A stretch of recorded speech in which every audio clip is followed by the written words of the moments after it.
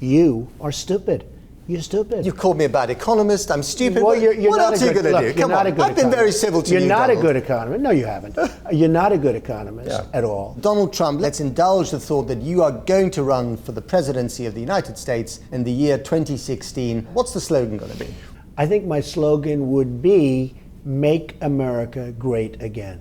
That's too long. Come on with something pithier. No, "Make America Great Again." You're talking about 4 words. I think it's a very precise slogan. I mean, that would probably be my slogan, "Make America Great Again." Mr. Trump, hello, Matt Frei. Nice to see you. Nice to meet you. How are you? Nice to see you. Come in, please. Let's But go. I shouldn't really say that. It's your boardroom. That's okay. That's okay. Nice to be with you. We were just saying, my camera was joking, I was going to move the table, but then of course you can't because it's made of, Pretty heavy. of marble the size of the Berlin Wall, practically. It's pretty heavy. I brought this. Oh, one. thank you This very just much. came out of Oh, Scotland. excellent. Okay, I'll have a look at that. #1 new course. Excellent. What do I call you, by the way?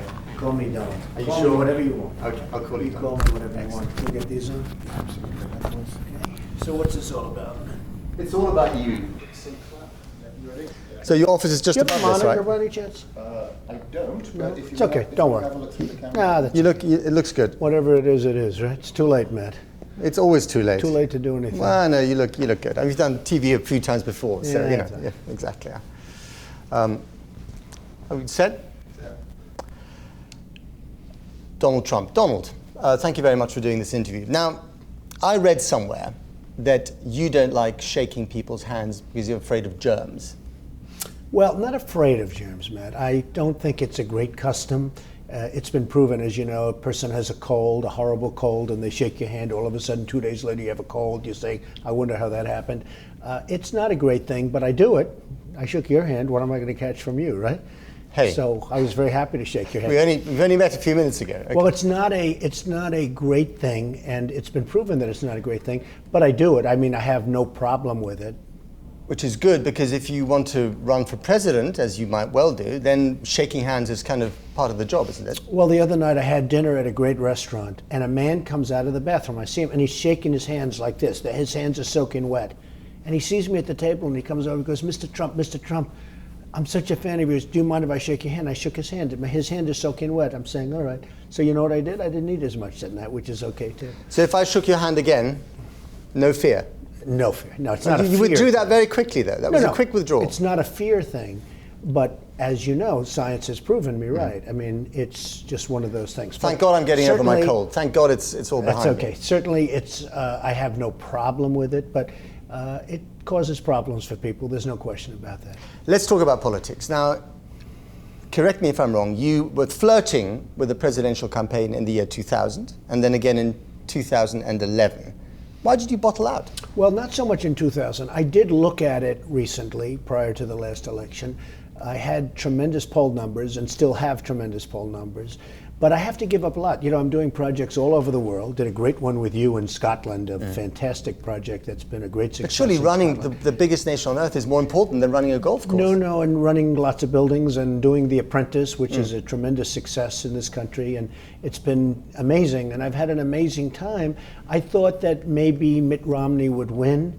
He didn't do so well. He didn't resonate. He's a nice man, a fine man, but he didn't resonate, and it was a little bit of a tough thing for me. I really would have loved to have thought about running.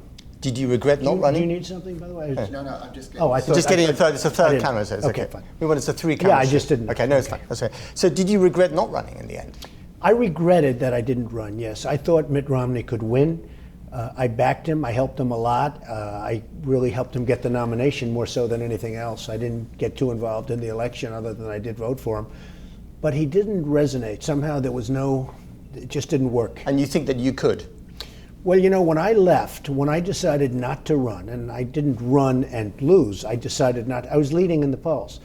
And Meet the Press, a big story, a big thing, had me leading in the polls, and the following day I announced I was going to do The Apprentice, and I was going to continue to build. You know, I'd have to put everything in trust. I wouldn't have been able to do things that I was doing, many of the things that I was doing. And so it's a big burden. When you're an entrepreneur, and especially a big one, and you have a big company with thousands of employees, and you decide to run, that's a big thing. That's a hard thing to do. When you're a politician, All they do is run for office, so it's not that big a deal. But were you afraid that you were basically gambling away all the things you had for something that you might not actually succeed in? Well, Was it fear of failure? Sure. I mean, certainly you could say that obviously if you run, you have a lot of people running and they're smart and who knows what's going to happen. I was leading in the polls and doing very well in the polls, and it did resonate, my message resonated. But I will say that there would certainly be a chance that either you wouldn't get the nomination or you wouldn't win the election. It's almost the same thing. And if that happened, it's a lot of work. Okay, so are you going to run this time? Well, I look and I'll study. I have no plans to do that. I love what I'm doing. We're doing Doral, 800 acres in Miami. We're doing a tremendous job. The old post office on Pennsylvania Avenue in Washington. I'm doing jobs all over the world. Do I love doing what I'm doing? Yes. Do I like it best? I love doing what I'm doing. And that's part of the thing. When you love what you do, it's hard to say, oh, gee, I want to do something else. However, I love the country. I love the United States. The United States is in trouble. If I can do something to help, I will do it. So it's too early to make that decision. So why not grasp the nettle, Donald Trump, and announce in this interview that you will run for the White House in 2016? Well, that would make a lot of people happy, I can tell you, and probably some people not so happy. I am looking. I will see what happens. I would certainly love to continue doing what I'm doing because I'm having a good time doing it, but we'll see what happens. So it's a yes, possibly. No, it's really just the word possibly. I mean, I'm certainly not ruling it out, and so the word possibly would be appropriate. Okay, because here's the point. I mean, a lot of ordinary folks in this country and in the UK are very upset with professional politicians. Professional politicians have never been less popular than they are now. I fully understand. So many people look towards business tycoons like yourself, as they did in the city of New York with Michael Bloomberg, to run things.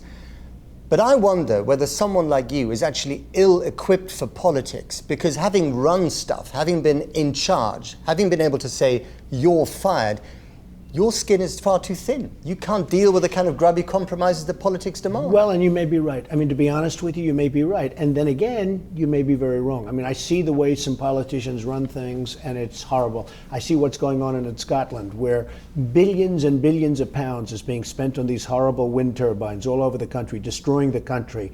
Horrible energy, horrible in so many ways, kills the environment, kills the birds. The birds are just being decimated all over Scotland and other places. And I see the kind of thinking. So you're not a fan of wind power, I gather. Well, wind power is a disaster. Okay. I mean, no, it's very bad for the environment. But I see this is a decision, and it needs subsidy. Frankly, England is subsidizing Scotland. Okay, this is a beauty, and why they're doing it, I don't understand it, because it's very, very bad for the environment and other things. So, I see decisions that are made, and they're so bad, made by politicians. They're so bad that you would say that actually maybe a politician, it should be imperative that they go into business for a while. Because look at the way the United States, we have a deficit that's phenomenal. We owe $17 trillion. We owe numbers that a lot of people say are not repayable. And the politicians got us into that mess. But what makes you think that you can do a better job, especially when you seem to have quite a thin skin? You get very upset when people make fun of you. Well, no, I don't get upset. I mean, I don't get upset. It's very interesting. I don't get upset if they're correct. I get angry if they are not correct, because I've seen so much dishonest reporting. It's been amazing over the course of the years. Hang on, I was at the White House Correspondents' Dinner in 2011 when you were the butt of President Obama's jokes, and it was very funny, but you weren't laughing. You were sitting there scowling. You couldn't take the joke. Okay, no, you're wrong about that. I loved it. I absolutely didn't look like it. You're wrong. I was watching you. Excuse me. I had 5,000. I didn't know how to act. Do I smile? Do I laugh? What am I supposed to joke. do? I had every camera in the world on me at the time. In fact, when I went there, they said, "Do you think he'll make jokes?" I said, "Maybe, maybe not." I sort of assumed not. Well, as you know, and he was very respectful. It was nice. It wasn't horrible stuff. He was joke after joke. I mean, it was almost like the speech, right? And I said to my wife, I tapped her on the knee and I said, "Do you believe it? This entire speech is about me. I can't believe it. I loved it." But I didn't act like I loved it. The next day, and I actually loved it, and my friends all knew it. I had a great time. I really enjoyed it. He was good, and he frankly delivered it well, and it was respectful. They had the White House with the name Trump on it, things. I loved it. The next day, the paper said I didn't love it. Now, maybe because I didn't think it was appropriate for me to be laughing, but I was smiling. I had a great time, and the press really covered that wrong.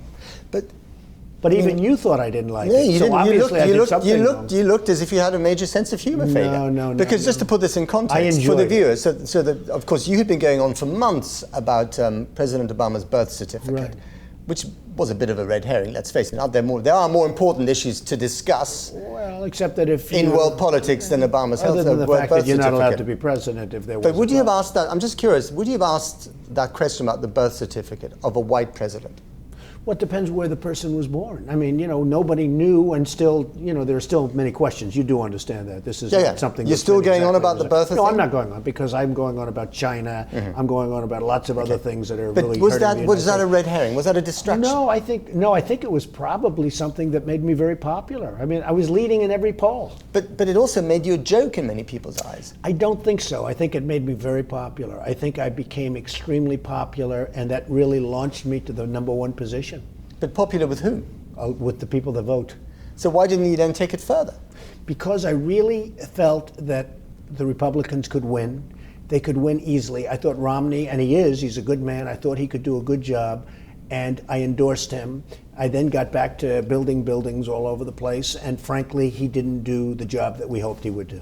But so I'm going to move on to the next one. I'm just curious about this. So you didn't look as if you were laughing at the jokes, made at your expense. You took a comedian, or you thought of taking a comedian to court because he was being very disrespectful about your mother and the orangutan. Also part of the whole sort of birther debate. So you can't really take a joke. You seem to be quite thin-skinned.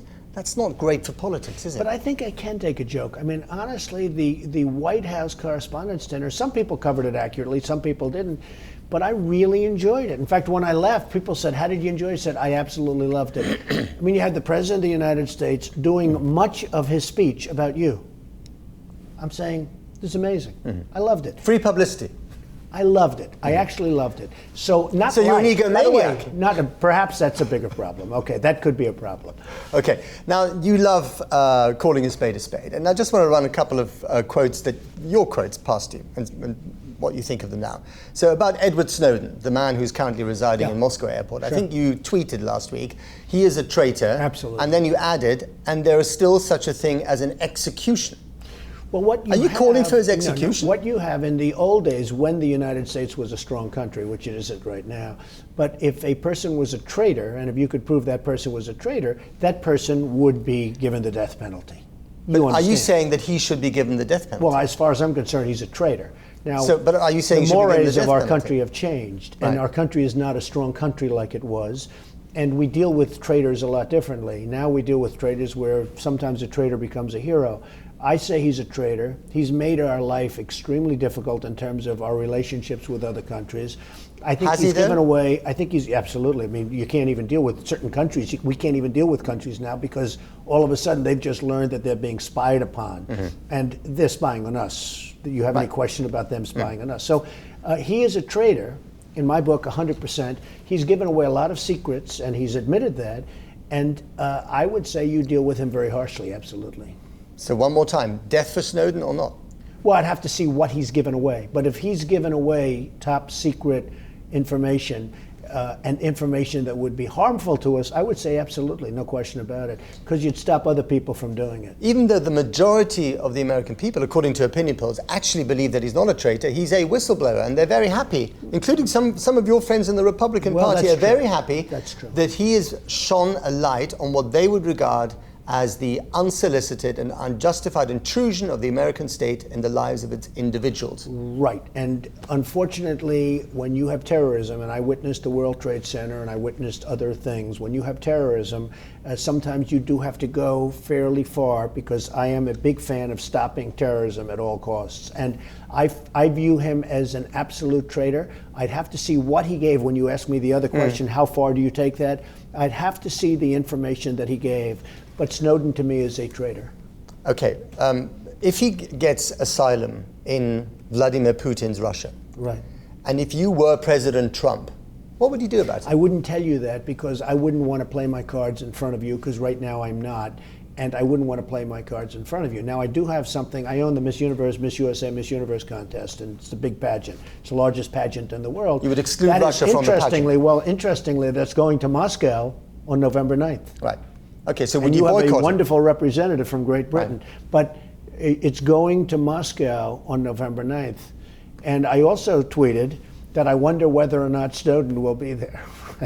So this isn't know that was a joke. Yeah, exactly. So this isn't gunship diplomacy. This is kind of Miss World diplomacy that you're advocating. If we had the proper leadership. Bikini diplomacy. If we had the proper leadership, Russia would immediately hand Snowden back to us.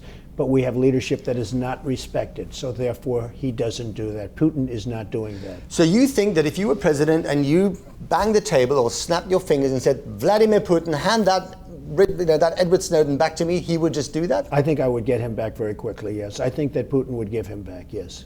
Seriously? Yeah. I think it's a difference. I think there's a big difference. I think if I wanted him back, he would come back, he would be back, and I believe that Putin would give him back. Okay. And it's not just banging your hand, it's much more than that. But if I were president and if he were there, I believe he would be given back. Let's talk I about don't believe that Russia and others respect our country or our leadership. Okay. Let's talk about China briefly. China is one of your bugbears. The China-US relationship is perhaps the most important, if somewhat vexed, bilateral relationship between two countries in the world. You said the other day that global warming was made up by the Chinese, for the Chinese, in order to make US manufacturing less competitive. That's bonkers, isn't it? That was said sarcastically. Yeah. Not the other day. I said that a couple of years ago. Mm-hmm. It was said sarcastically. It was said as a joke to create a point. China So it is was a doing joke. very little. Of course, it was Yeah, a joke. yeah. It was meant to be a joke, and some people found it very funny. often- You didn't find it funny, Well, no, but some people. but it's kind of found hard to know And sometimes, the to be reason- honest. Well, I mean, are you allowed? I'm a private person. Am I Yeah. allowed to be sarcastic on occasion? Am I allowed to joke on occasion? As you said, the Once a president month, joked. once a month, The you get your president chance. was joking during the dinner, Yeah, et cetera, okay. et cetera. So, but the point was of that China is taking tremendous amounts of business from the United States. China is coming up with all sorts of, propaganda, and it really is propaganda about their environment being clean. Their factories are among the dirtiest in the world. We are cleaning our factories to compete with their dirty factories. So I made that joke, and that was a very well received joke by many people. Again, this relationship with China Again, it's very hard for our factories to compete because we spend so much money on air pollution and other things that China doesn't spend, that the cost of our product, among other reasons, especially manipulation of their currencies, but among other reasons, we spend so much money on air pollution and other things that they don't do that it makes our factories very non-competitive in terms of cost. So when you said in 2010 that you welcomed a trade war with China, was that a joke as well? No, that's not a joke. No, and welcome. That's a tragedy, Welcome is a potentially. very strong. No, I don't think it's a tragedy. China has been eating our lunch. China has taken the United States for a ride like nobody other than perhaps OPEC has But Donald, done. they're not just eating your lunch, they're paying for your lunch. No, they are they're- your banker, and you don't pick a fight with your banker. You don't understand economics. China is, and I understand bankers better than anybody, okay? I think nobody's done better with bankers than I have. Let me just tell you, China is taking advantage of this country like nobody has ever taken advantage of the United States. They're making our product. They're taking our, when you look at our unemployment, our real unemployment is probably 14 or 15%. It's through the roof. And you look at what's going on in this country, we are not making our product now. China and other countries are making our product. And unless we're going to be very strong with China, and China will not take that fight, because if we ever imposed a tax on imports from China, China would come to the table and straighten out their currency so fast. They manipulate their currency, making it very, very hard for this country to essentially to manufacture things. If China stops buying US Treasury bills, if China stops buying US debt, this country effectively goes bankrupt. You're wrong. You're so wrong. Look, we are supporting China. China's supporting us to a very small degree by buying debt. But the big degree is we are supporting China because we're buying all their products. If we ever decided to impose a tax on Chinese products, like, by the way, they do to us, this country would be, two things would happen. Number one, they'd never want to get into that discussion, very importantly. And number two, and very importantly also, is that we would start doing manufacturing again in this country. We would start manufacturing again in this country if they wanted to take us on. This would be a good thing, not a bad thing. Now, it'll never happen. Because if somebody came along and said to China that we're going to impose a tax on your products coming into this country, they will come to the table so fast, but they don't respect our leadership. Donald, where do you think this chair is made? Where do you think, not this table, but this carpet is made? Where's your office furniture made? Some of it where is are your made, golf balls made? Excuse me. Some of it is made in this country. Unfortunately, not enough of it is made in this country. But we live off Chinese manufacturing, whether we like it or not. That's because when you say we, you are stupid. You're stupid. You called me a bad economist. I'm stupid. Well, you're what not else are you going to do? Come on. I've been very civil to you. You're not Donald. a good economist. No, you haven't. You're not a good economist at all. You don't understand business, and you don't understand what I'm saying with China. You think it's a joke. So I'm fired, it's not right? a joke. So I'm fired. You're not fired. Yeah. You're not fired. You think it's a joke, and it's not. No, it's not a joke. No, I don't think so. It's a very serious problem. China is rebuilding itself with our money. China is making all of our Apple product. China is making many of the products that we have. China is stealing our trade secrets and our secrets from Boeing and from Caterpillar Tractor and from virtually everybody that goes over there. China is a very serious problem. Now, you also have other countries that are out negotiating the United States at every foot. You're having the same problem in your country, by the way, just so we understand it. Because what I'm saying about the United States is to a large extent true of where you happen to come from, all right, which I know a lot about. But China is a very serious problem for Great Britain, for the United States, and for some others. But it's not only China, it's other countries as well. But in a globalized economy, we're all joined at the hip somewhere. So if you have a fight with someone like China, it's going to end in tears, even for the United States. It doesn't have to. All you want to do is you want a fair shake. They've manipulated their currency to such an extent that it's almost impossible for Apple to make their computers and to make their iPhones in the United States. They have manipulated their currency better than anybody in the history of this world, and it makes it it's not that they make a better product, they don't. If that chair is made in the United States, and I buy a lot of product, I try as much as I can to buy the product from the United States, it's actually a finer product. It's a better product. We make a great product. The manipulation of the currency, of the Chinese currency, is so strong and so prevalent and so brilliantly done by them that it makes it very hard for the United States to compete. So even today, in the year 2013, you would welcome that trade war with China? I don't think there'd be a trade war, because I think that if we had the right leadership, China would come to the table. China can't take the trade war. We could take the trade war much better than China. In fact, I think the trade war could actually be good for us. We do so much business with China. If we made that product in the United States instead of having it made in China, this country would be booming like it hasn't boomed in 40 years. You really think that Obama's a weak president, don't you? I think he's a weak leader, yes. Killing Osama bin Laden doesn't sort of correct that balance a little bit? He happened to be there. The military did a good job. Took a long time. It was during. I've never been a big fan of George Bush, but it was also during the Bush administration. It was the same groups looking for him, and he made a decision. But let me ask you this: okay, they call up the military. They call you, and you're actually at the dinner that night, and they call you and they say, "We have Osama bin Laden. You can do three things. We can go in and get him." Okay, I think if you're president, we can go in and get him, that's one thing. We can bomb him, that's another thing, okay. The third thing is we can leave him alone. I don't think anybody sitting in that position is going to say, let's leave him alone. So you're going to do one of two things. You're going to hit a missile or you're going to go in and get him. I think most people would say, let's go in and get him. So I think almost anybody sitting in his position would have said, let's go in and get him, or at least let's kill him. But there he was at that White House Correspondents' Dinner. He knew that the target was inside, and he was making jokes about you, and then went back to the White House to get him killed. I mean, you've got to say that's pretty. I think that's cool. I think anybody sitting in that office would have made the same decision. I can't imagine somebody saying, "Let's leave him alone."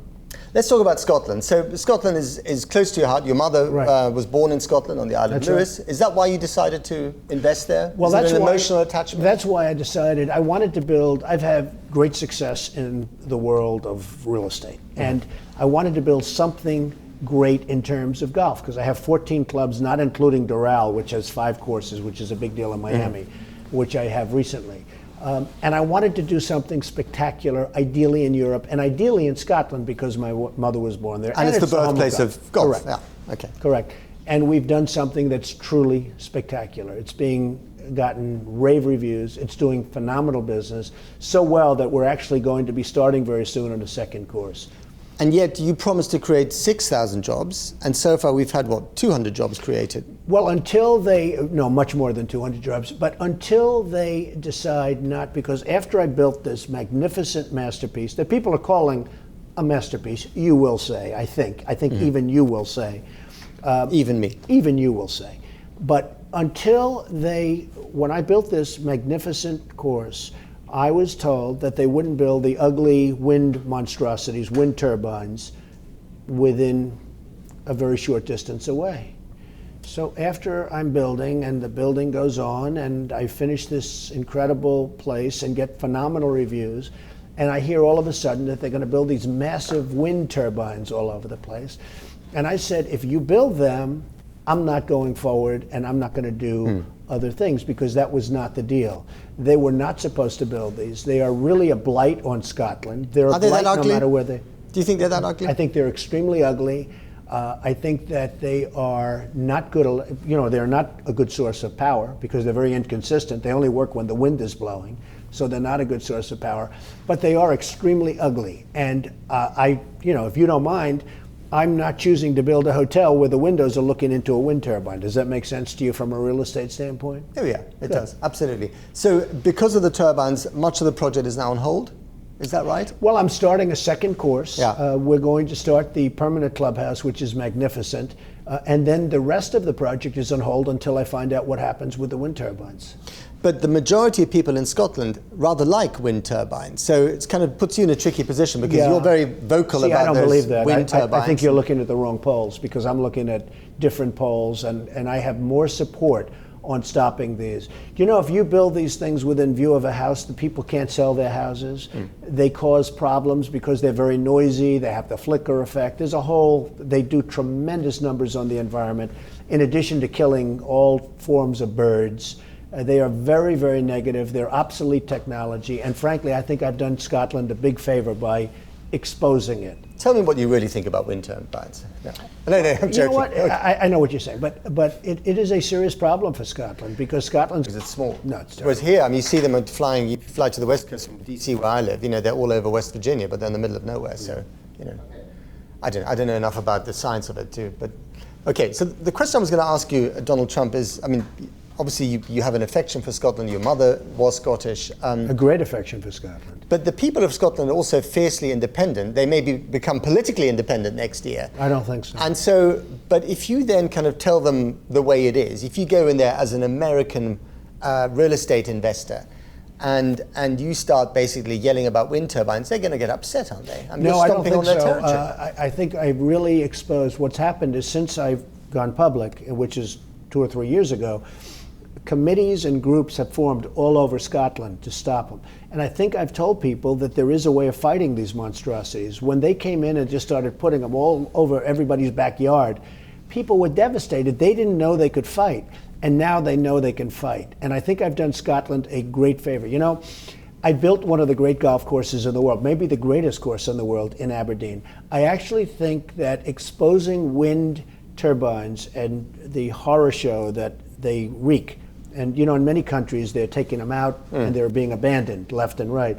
I think in a certain way that may have been a bigger favor to Scotland. But I've been very popular in Scotland, and I love the Scottish people, and I think they like me.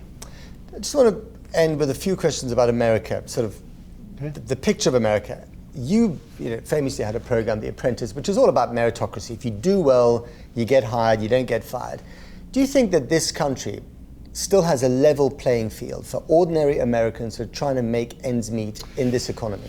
I think that the big problem, one of the many problems that this country has, is that there's no longer the incentive for people to work. We have vast numbers of people that just don't seem to want to work. Now, whether it's welfare, whether it's lots of different reasons, you can name many different reasons, but the country is not ambitious like it once was, and there's been no incentives created for hard work and for good thought and for lots of other things. And I think it's hurting our country very severely. But there are millions of people in this country, and I've met so many of them, who are the working poor. They have not just one job, but 2 jobs. that paid lousy money. They're trying really hard and they can barely keep their head above water. You're right, and there are millions of people in this country that don't work and don't want to work and will never work, and they don't, they're very happy living and getting a check. And you can't have so many people. It's hurting the country. Is the American dream still a valid concept, or is it a tired cliche? I think it's a valid concept, but it's changed over the last number of years. I think the American dream has changed. Number one, the housing has been a whole big thing. It used to be a dream to own a house, and all of a sudden people went out and bought houses and they mortgaged them to the hilt, and they ended up losing their house. That was the big American dream, owning a house and having a good job. So I think it's changed, but the one thing I'll say about our country, it has tremendous potential. With proper leadership, which we don't have right now, but with proper leadership, the United States has tremendous potential to come back. Who do you admire most? Well, I don't like to say that because, I have so many people that I respect greatly. Winston Churchill is somebody that I had great respect for. Ronald Reagan, great respect. Great love and affection and respect for my father who passed away, but great respect for my father. Businessman, solid, strong, hardworking guy, smart. I respect a lot of people. What keeps you up at night? I sleep well. I sleep really well. Hair? It's fine, it's solved. Hey, Looks it's good. mine. Okay, so I've got a bald patch developing at the back here. You look fine. I want to talk about my bald patch here just for a second. I've got this bald patch here. Can you see it? A little bit, yeah. Okay, what do I do about it? I would just leave it. I think it's fine. Are you sure? I think I'm going to look like a monk. I have a little bit back there too. Your hair's never looked better in the last Well, it's few years, interesting. So many questions about my hair, and I had a great it's story. It's a cliche. It's like Imelda Marcos and shoes, Donald Trump and hair. I had a great story written about me recently. It said, tremendous, everything I do, just tremendous. And he said, the writer said, but I have the worst hairpiece. They called it a wig. And I said, I don't have a wig. I'm not wearing a wig, but that's okay. But the only problem is, as good as the story was, I can't even send it to people. No, it is my hair, as you can see, and it's. But I now know why you hate wind turbines, because you hate the wind because of what it does to that hair. No, the wind turbines. That's what this is about. Actually, isn't it? wind turbines don't create much wind. Unfortunately, they don't create much energy either. Okay, so final question. Donald Trump, let's just assume for a second, let's indulge the thought that you are going to run for the presidency of the United States in the year 2016. You can't use the slogan, "You're fired," because you're trying to get people to be on your side. What's the slogan going to be? Well, I think this. If I were going to run, and if I ever decided that I was going to run, and I'm looking at what's happening to this country, and it's not a pretty sight, I think my slogan would be, "Make America Great Again." That's too long. Come on with something pithier. No, "Make America Great Again." You're talking about 4 words. I think it's a very precise slogan. That would probably be my slogan, "Make America Great Again." Tremendous potential in this country, but we're not using it. We don't have the leadership. Donald Trump, may I? Yes, you may. Thank you very much. You take care of yourself. Excellent. Okay. Good. That was Good. a jolly run around. You take care of yourself.